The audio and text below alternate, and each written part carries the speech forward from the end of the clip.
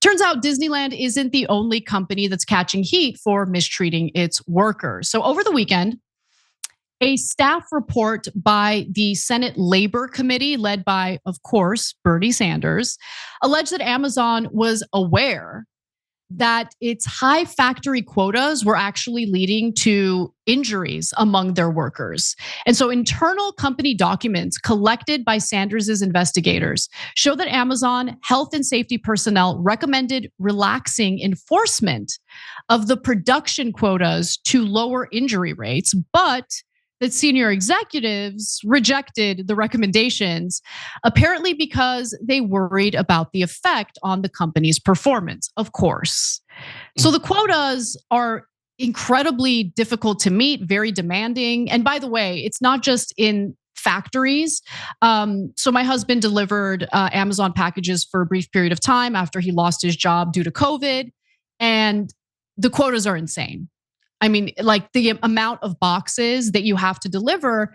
And he's young, he's healthy, so he was able to meet that quota.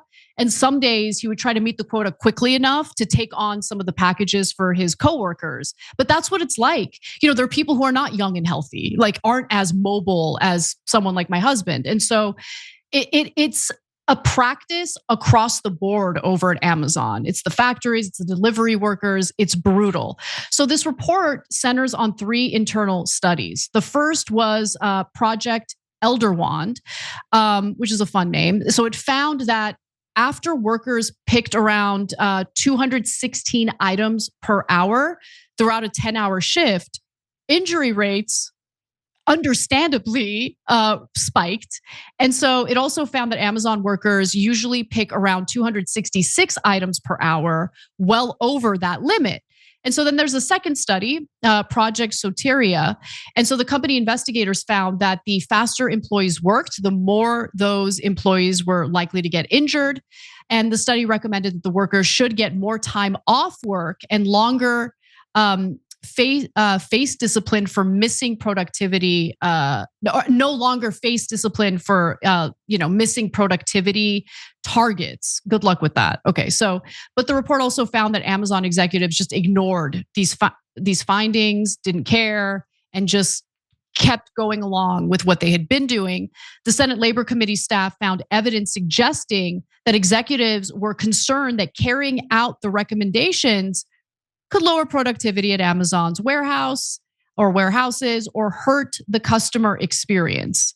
However, the report also cites a third study that was done by the company itself.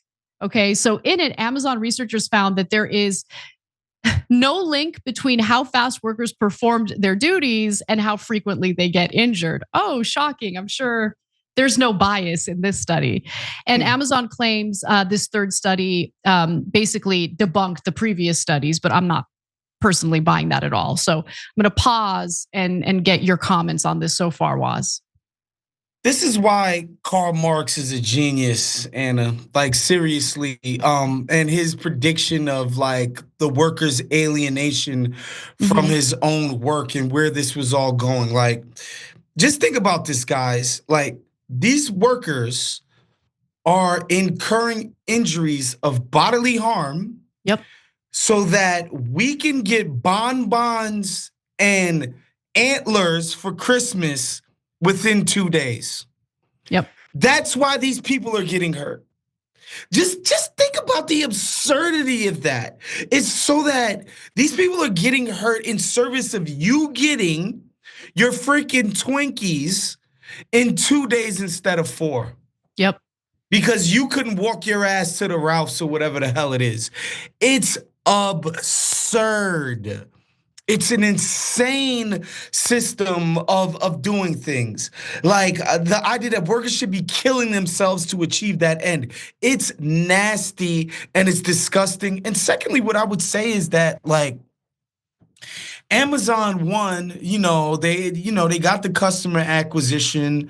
I was up there, I was looking at something to get, like Prime was like, yo, we'll get it to you in 8 days. And it's like, everybody's kind of accepted that this whole 2-day thing is over. Can we stop killing these people? Yeah, for real. Process? Like, I get it. People thought it was so cool because everybody thinks of themselves as the customer first. It's like, oh my God, they getting this stuff in here in 2 days? Wow, this is crazy. I could understand, it's quite grotesque, but people be like, no, let's not disturb the system that does this really cool thing that we've never seen happen before. That's over, y'all. Amazon is basically overtaking Google, whoever, when it comes to like, you guys want to get a crib or a stroller or, a spatula. You just type it into Amazon. You don't even go to Google anymore. People just literally just go to Amazon to get all of these goods. And Yeah. so like, yo, it's fine, bro. You guys won that damn war. Please give the people a break with this freaking damn near slavery up there, man. It's nasty. Well, they are not getting the message because they have their fiduciary obligation to their shareholders. And so I'm going to go to the very last graphic here because when Amazon workers do get injured as a result of these quotas, they even get steered away from getting proper care. I mean, this is the definition of human capital, right? Just easy to dispense of. Who cares? Like, they're just the bodies we need to do this job. And if they get injured and they're unable to recover, we'll just replace them with someone else. But Sanders' report found that Amazon often discouraged workers from seeking medical attention outside their warehouse and sent them to an internal health facility that was not equipped to provide more than first aid, even when they had potentially serious long-term injuries. It's insane. And you'll hear from libertarians who will argue things like, well, I mean, it's a free market. So if you don't like the way you're being treated by your workplace, go find another job. But we know the precarious nature of the job market, okay? And by the way, this is a criticism of Democrats and Republicans, because when Democrats are in charge, they love to talk about low unemployment rate. Things are so great. Everything is so wonderful. Yeah, but let's take a look at the quality of jobs we're talking about here. Are they full-time jobs? Are they just temporary jobs? What kind of benefits are we talking about? What kind of pay are we talking about? So like this idea that there's like an abundance of stable, well-paying jobs with benefits out there and people can just pick and choose, that's not really the case. And there was a time, right after the pandemic where we had a very tight labor market. And for the first time in decades, workers actually had a little bit of leverage. That was when we saw like wages rise a little bit. That was when we saw better working conditions. But, I think that there's a very real reason why Congress has no real appetite for things like comprehensive immigration reform, because their corporate donors want the flow of, undocumented immigration in particular into this country, because you can use and abuse those people. They're not going to go to the authorities if they're being abused at work, if they're being underpaid. So it's just something to keep in mind. I think both parties should be held responsible for that. I don't think either party is actually going to pursue the comprehensive immigration reform that we need. So, I mean, yeah, that goes without saying. Just like, I understand we get cheap goods, especially in the agriculture business, from all these undocumented workers, but it's not an ideal way to run an economy. I'm sorry, like I'm pro immigration as they come. That's just not long term.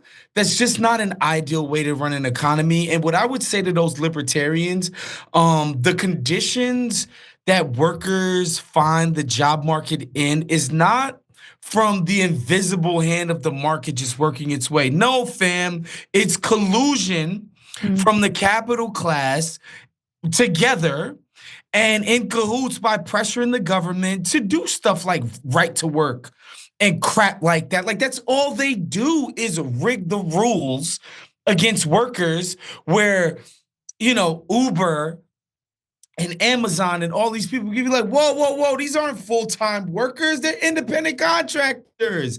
I shouldn't have to pay these people a livable wage, make sure they could pay all of their bills and their rent, etc. I'm trying to run a business here.